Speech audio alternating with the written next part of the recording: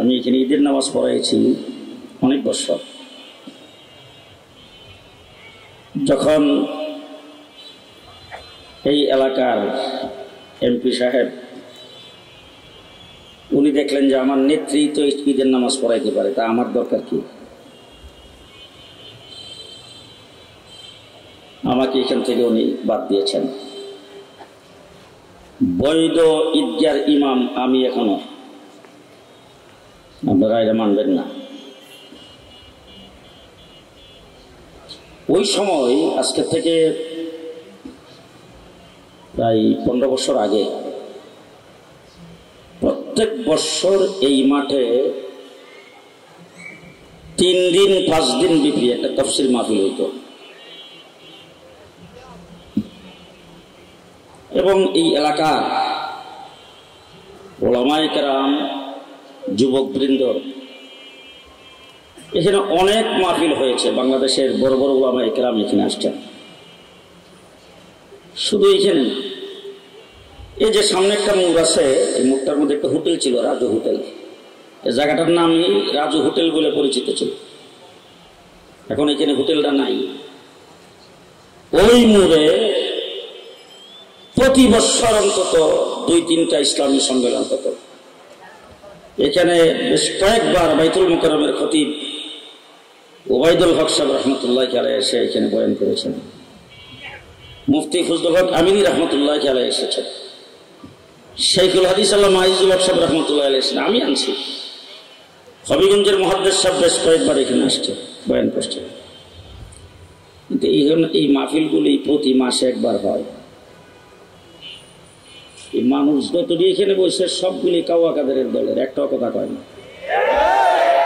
প্রতি মাসে একবার হয় মাহফিলগুলো, সপ্তাহে একবার যে হয় কোনো মাহফিল, এটা ঈদগার মাঠ। এখানে সকাল থেকে নিয়ে গভীর রাত্র পর্যন্ত খেলাধুলা সবকিছু চলে।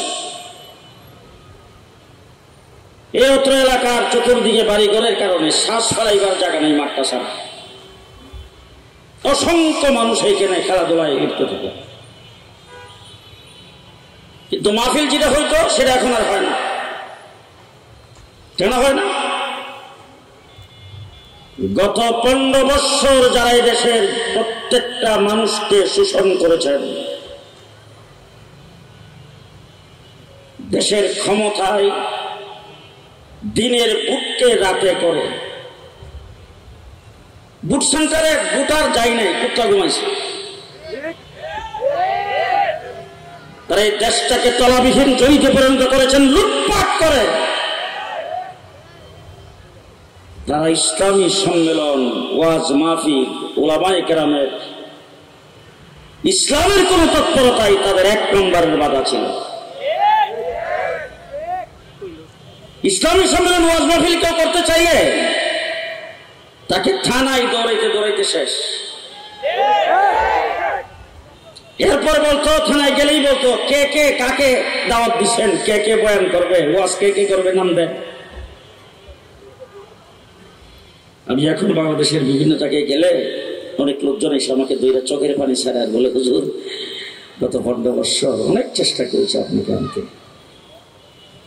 কিন্তু হুজুর এই থানার মধ্যে আপনার নামটা দেখলেই বলছে ওয়াজ হবে না। এই 15 বছর পর্যন্ত এখানে কোনো মাহফিল করা যায় না। আজকে হেফাজতে ইসলাম পল্লবী শাখা আজকের মাহফিলের ব্যবস্থা করেছেন। আশেপাশের বাড়ি ঘরে দোকানপাটে যারা এখনো বসা আছেন, এই যে পেছনে অসংখ্য মানুষ এই যে দোকানগুলি লাগাইছে ওখানে আছে, আপনারা এখানে দাঁড়ায় আছেন। মেহেরবানি করে আপনাদেরকে অনুরোধ করে বলবো, পেছনে চেয়ারও খালি আছে, সামনে জায়গাও খালি আছে, একটু বসেন, একটু বসেন।